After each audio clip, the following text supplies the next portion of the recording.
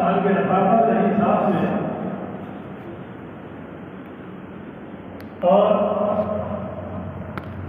نصف صدی انہوں نے اس ادارے میں گزاری. بزرگوں اور عزیزوں، یہ تو بہت سارے ان کے اچھے اخلاق اور اوصاف ہیں، لیکن ہم نے جو خاص بات دیکھی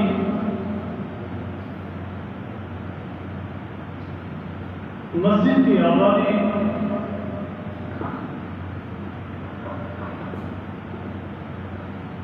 کہ ہر وقت مسجد ان کی تلاوت سے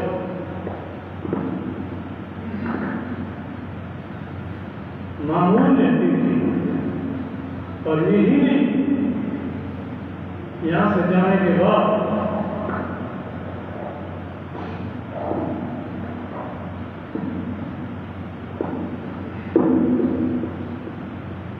سب سے پہلے اگر کسی کی آواز آتی تھی تو تہجد میں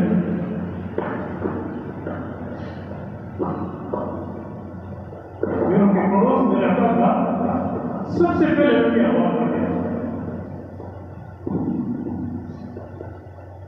اللہ ہمیں بھی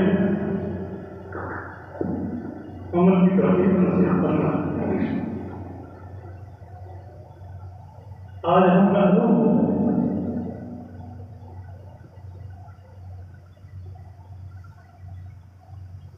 تہجد میں آواز نہیں آ رہی.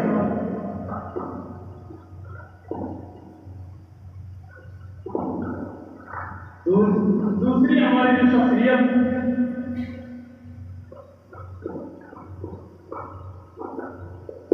حاجی صاحب رحمۃ اللہ علیہ، عزیز طلباء اور میرے رفاقا، کیا ہوتے ہیں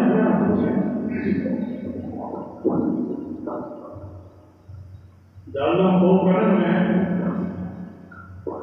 بہت بڑا پروگرام ہوا دستار بندی کا. اس موقع پر حضرت صاحب رحمۃ اللہ علیہ وہاں تشریف فرما تھے.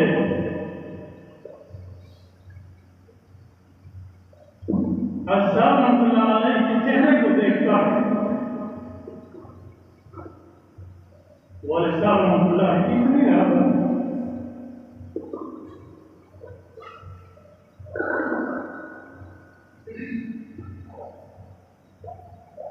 کیونکہ ان کی دینی محبت آپس میں کتنی تھی.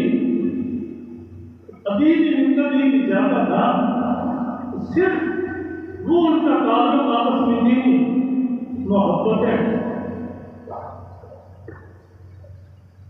یوں سمجھتا تھا کہ والد صاحب رحمۃ اللہ علیہ ہے کتنا ان کا آپس میں دینی کام ہے. آج پورا علاقہ ہم سے معلوم ہے.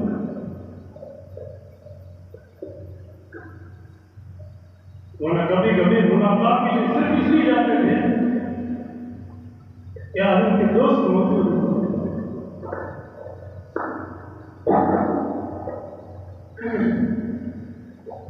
اور تیسری شخصیت میری ہمت نہیں میں بیان کر اللہ تعالیٰ مرحومین کی مغفرت فرمائے اور بس مندگان کو صبر جمیل عطا فرمائے.